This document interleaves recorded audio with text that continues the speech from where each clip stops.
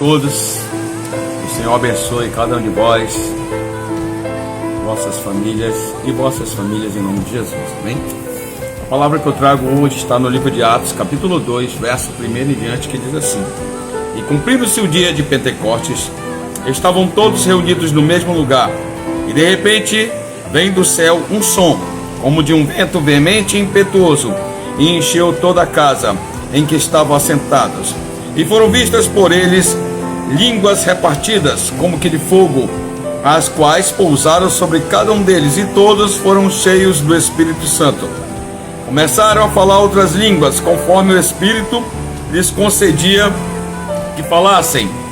E em Jerusalém estavam habitando judeus, varões religiosos de todas as nações que estão debaixo do céu. Verso 14. Pedro, porém, pondo-se em pé com 11, levantou a sua voz e disse-lhes: Varões judeus e todos os que habitam em Jerusalém, seja a vós isto notório, e escutai as minhas palavras. Estes homens não estão embriagados, como vós pensais, sendo a 3ª hora do dia. Mas isto é o que foi dito pelo profeta Joel. E nos últimos dias acontecerá, diz Deus, que do meu Espírito derramarei sobre toda a carne. E os vossos filhos e vossas filhas profetizarão, e os vossos mancebos terão visões, e os vossos velhos sonharão sonhos. E também do meu Espírito derramarei sobre os meus servos e minhas servas naqueles dias, e profetizarão. Eu quero falar do livro de Atos, sobre o que aconteceu, como começou a história.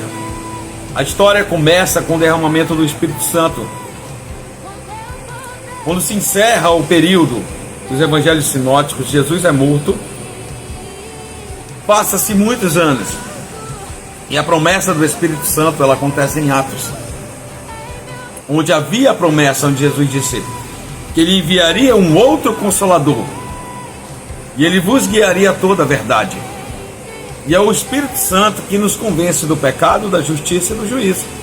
É o Espírito Santo que dá unção para o pastor. É o Espírito Santo que dá unção para o cantor.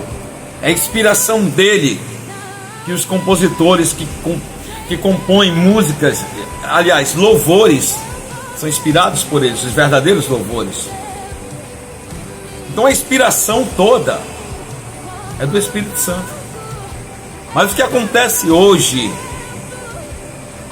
é que a igreja deixou de buscar o Espírito Santo. Não todas, eu não vou generalizar aqui, claro, mas começaram a usar de estratégias, trazer o mundo para dentro da igreja. Começaram a querer que as pessoas venham para suas igrejas através de recursos humanos. Mas a fé, ela vem pelo ouvir, e ouvir a palavra de Deus. Quem traz é o Espírito de Deus. Quem convence o homem é o Espírito de Deus. Eu não preciso de artifícios humanos. Eu não preciso botar a discoteca dentro da igreja. Eu não preciso botar a festa disso ou daquilo outro para dentro da igreja. Eu não preciso trazer o mundo para dentro da igreja, para atrair as pessoas para dentro da igreja, com a desculpa de dizer: não, eles vêm, a gente fala de Jesus. Não, o crente só precisa do poder do Espírito para ganhar almas. Você precisa que o Espírito venha sobre você, pastor, sobre você, cantor, sobre você, presidente de ministério, sobre você que tem uma congregação também, você, dirigente. Pare com isso. Você precisa da unção do Espírito Santo, e que através das tuas palavras, ungidas pelo Espírito, as pessoas virão. Pedro sai aqui, Atos 2, era um congresso mundial, tinha gente de toda a parte do mundo. E aqui você vai acompanhar Atos 2 todo, e 3, você vai ver que Pedro prega um sermão baseado em Joel 2,28, no livro de Salmos, e ele vai ganhar aproximadamente quase 3.000 almas que descem às águas. Pedro não precisou de artifícios persuasivos, de sabedoria humana, mas em demonstração de poder. A Bíblia diz que Pedro passava e a sombra dele curava. A Bíblia diz que Deus vai na casa de uma mulher chamada Dorcas, e com o poder do Espírito Santo ela é ressuscitada. A Bíblia diz que os feitos dos apóstolos foram grandiosos, poderosos. O próprio apóstolo Paulo foi usado grandemente pelo poder do Espírito. Nós precisamos do Espírito Santo. A igreja que começou foi essa, Atos 2. Você vai ver no capítulo 3. Como a igreja começa e é como a igreja vai terminar. E a igreja que Cristo vai arrebatar é a igreja de Atos 2 e 3, onde começa. Não é a igreja pós-moderna do século 21. Não é a igreja com as estrelas do gospel, com as estrelas da pregação. Não existe estrelas, não existe artista gospel, não existe o grande pregador famoso, existe pessoas cheias do Espírito Santo. Eu não vou falar sobre outros detalhes, como cobrar para pregar e cantar, mas no outro vídeo eu vou falar.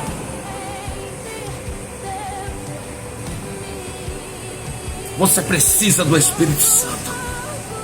Sem ele a obra não é original, é um plágio, é uma imitação barata. A obra de Deus não anda com a sua força do seu intelecto. Zacarias 4,6 vai dizer: nem por força nem por violência, mas pelo meu Espírito. Começou com ele, terminaremos com ele. É o Espírito Santo que vai levar a noiva até o altar com Cristo, o noivo. Artifícios humanos, estratégias. Quem está cheio do Espírito não precisa de estratégia, basta abrir a boca e Deus vai falar, e o pecador vai se render. E esta palavra, quando você pregar, ela vai fluir, ela vai entrar nos corações. A igreja que vai subir é a igreja que começa em Atos capítulo 2, 3. Deus não muda os seus princípios. Deus não precisa de muletas. Deus não precisa das minhas e das tuas ideias. Deus precisa que você esteja disponível, que você esteja, eis-me aqui, na posição, e dizer: enche-me do teu Espírito. É isso que Deus quer, a sua disponibilidade, a sua disposição, a sua entrega. E aí sim, você estará cheio do Espírito. Quando Deus derramar sobre você, você estará cheio do Espírito, preparado para onde Deus te enviar, aonde Ele te colocar, seja para cantar, seja para pregar, ou seja para fazer os dois, seja para abrir igreja, seja para cuidar de rebanho. Você vai ter vitória, você vai prosperar, você vai ganhar muitas almas. E essas almas serão almas que, como essas aqui, que desceram as águas, desceram as águas.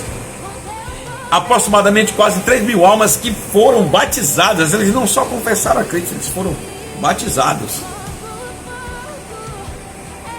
O Espírito Santo é o poder de Deus em nossas vidas.